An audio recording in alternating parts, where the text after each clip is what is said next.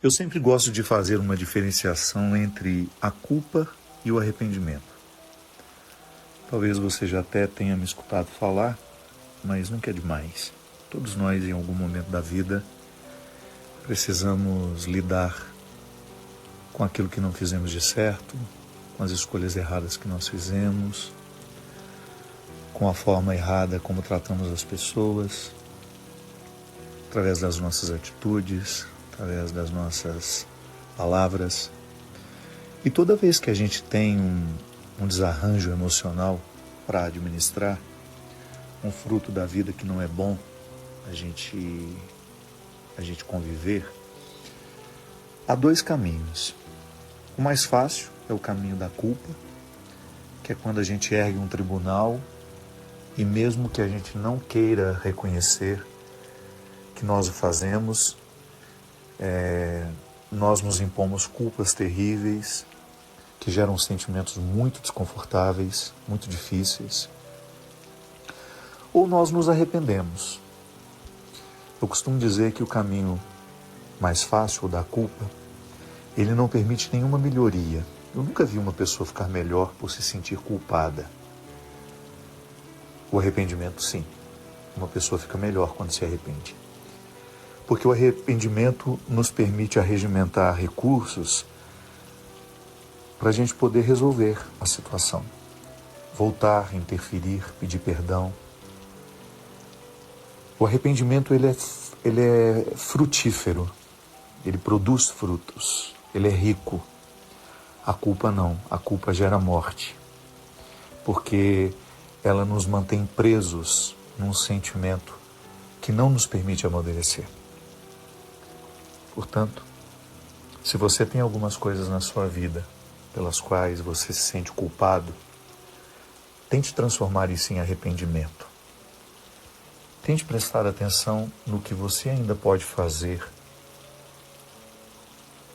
para transformar aquilo que você fez de errado.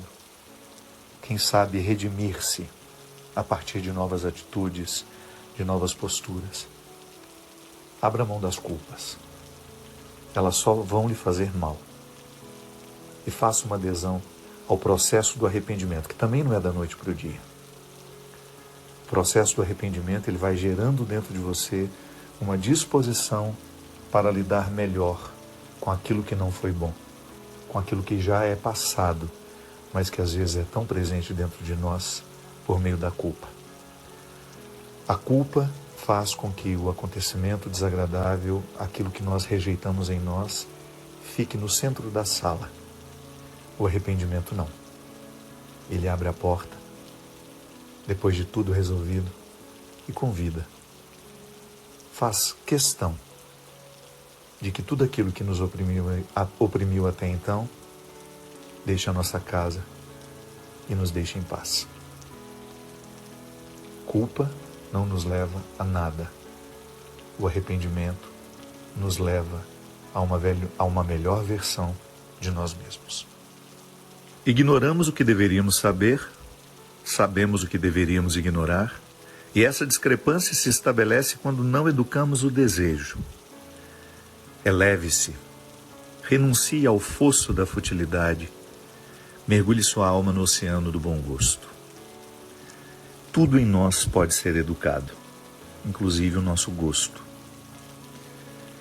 Eu sei que todos os dias nós somos jogados, invadidos, levados pelo remanso das futilidades. O interesse pela vida alheia, o interesse excessivo por aquilo que não nos diz respeito, a cultura da futilidade, cultura enquanto hábito, né? Não enquanto produção de conhecimento. Não, a cultura da fofoca, da futilidade.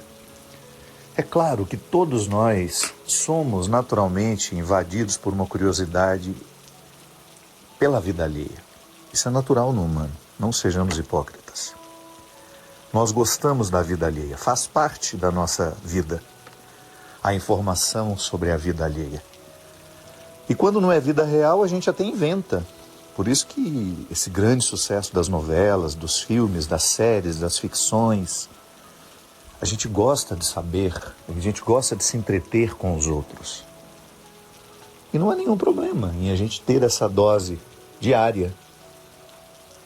Seja através de um filme que você vê, um documentário, para você se informar sobre determinada personagem, sobre uma pessoa histórica que você gostaria de entender mais. Enfim, existe uma vasta produção para isso. Mas a gente sabe que também existe no dia a dia aquilo que há de mais rasteiro, né? Sendo muitas vezes considerado como importante. Aí é aquela velha história, é o texto que eu escrevi. Muitas coisas que nós deveríamos saber, inclusive sobre nós mesmos, nós ignoramos. Porque não temos tempo de buscar, porque não temos disposição de nos investigar. Mas, por outro lado, sabemos muita coisa que deveríamos ignorar. E tudo isso porque o nosso desejo não está educado. Eduquemos o nosso desejo, para que ele tenha sabor, para que ele descubra o sabor das coisas do alto, das coisas nobres, daquilo que eleva o seu espírito, a sua alma, o seu pensamento, daquilo que lhe inspira bons sentimentos. Busque o que há de melhor na cultura. Faça chover literatura sobre a sua alma, bons textos, boas séries. Faça de tudo para que o seu espírito fique alimentado com aquilo que o edifica. E naturalmente saiba rejeitar aquilo que o faz regredir. Há desejos que não são conciliáveis. O cultivo de alguns exclui naturalmente outros. Isso não deveria ser um problema para nós. Embora sejamos potencialmente capazes de desejar, nem tudo nos cabe, nem tudo nos diz respeito. Eu sei que você experimenta em si uma imensa capacidade de desejar. Não há limites para a sua capacidade de desejar. Isso é uma riqueza, mas pode ser também uma sombra. Porque quando nós desejamos demais e muitas coisas ao mesmo tempo, nós corremos o risco de não ter o foco naquilo que precisa ser o nosso investimento daquele tempo. Um exemplo simples. Quando nós estamos na universidade, nós continuamos desejando as festas, as viagens, mas esses desejos não são perfeitamente conciliáveis com a dedicação que a universidade exige. Então, naquele momento, você abre mão de alguns desejos, de algumas viagens, até mesmo de alguns relacionamentos. Eu já vi muitas pessoas não deslancharem na carreira, fazerem porcamente, com perdão da palavra, uma universidade, porque estiveram emocionalmente fragilizadas o tempo todo durante o processo por causa de um relacionamento autodestrutivo. Na verdade, no período da universidade, a gente precisa focar na carreira, nos estudos, para que você seja uma boa profissional, um bom profissional na sua área.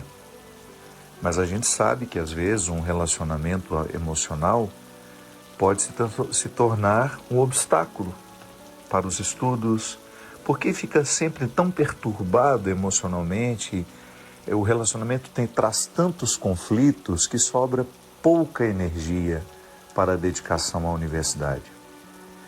É o que eu sempre falo, toda vez que eu vejo um adolescente começar a namorar muito cedo, eu sempre me pergunto para mim, nem é uma regra para o outro não, será que eu faria essa escolha de tão cedo, no momento em que eu preciso me dedicar aos estudos, eu ficar perdendo energia,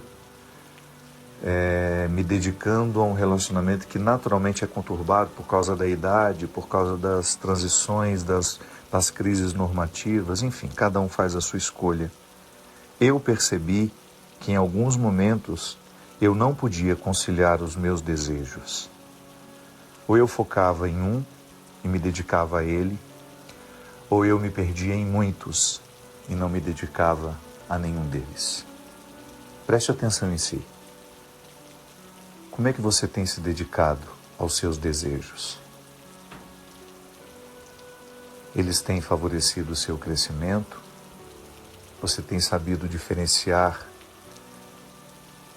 Você tem sabido discernir qual o tempo que deve dedicar a cada um deles? Tem tido coragem de dizer: esse desejo não é conciliável com a minha vida neste momento.